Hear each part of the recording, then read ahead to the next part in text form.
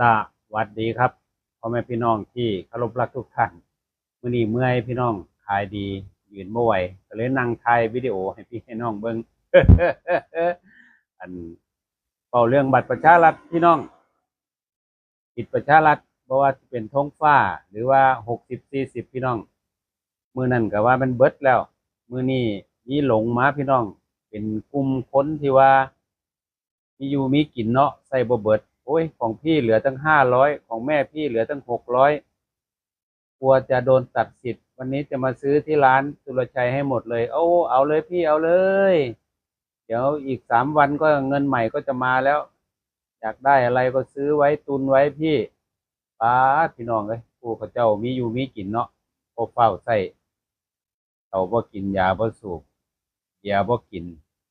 ซื้อแต่เครื่องครัวพี่น้อง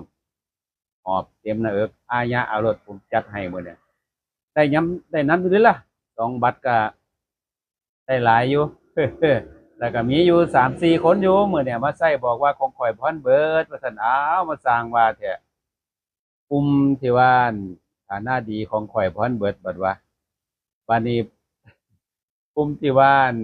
ขอเบิกล่วงหน้าขอเซ็นล่วงหน้าได้บ่อีก2 มื้อเงินใหม่ก็มื้อก็มาแล้ว เบิดแล้วที่ข่อยรูดไปกินเบิ่งเดือนที่แล้วพุ่นนะมื้อนี้ก็ซื้อไปผู้เพิ่นได้เงินทงฟ้าเดือนละ1,000เพิ่นก็ซัดไปซะ300-400เซ็นไว้เด้อพ่อใหญ่เดี๋ยววันที่1ข่อยสิมาสแกนสิทธิ์ให้ว่าซั่นเอาโลดผมก็อยากขายมื้อ2 มื้อบ่เป็นหยังพี่ราคาปกติบ่มีบวกมีชัดเข้าใจอยู่ครับก็ให้เพิ่นเอาไปก่อนเพิ่นก็มาเป็นลูกค้าผมนี่ล่ะแต่เมื่อกี้เพิ่นก็ซื้อทั้งอื่นรูดทั้งอื่นพุ่นแหละแต่คุมื้อนี้เพิ่นมารูดน้ำผมผมก็เลยว่าบ่เป็นหยังป้าเอาไปก่อนก็ได้เอ้ยพ่อกูอันกูแบบเด้อพี่น้องเอ้ยเป็นร้านขายของถึงเป็นตาอยากหัวว่าเพิ่นคือประหยัดแท้ถึงอัน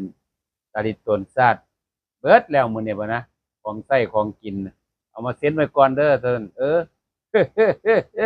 จังซั่นล่ะพ่อคือกันบ่ผู้เป็นร้านค้า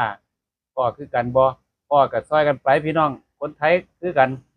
จังซั่นล่ะพี่น้องเฮาเป็นร้านค้าปรับตัวทำใจช่วยเหลือสังคมนำอยากขายพร้อมล่ะหวะครับขอบคุณหลายๆที่เบิ่งขอบคุณหลายๆที่กดไลค์กดแชร์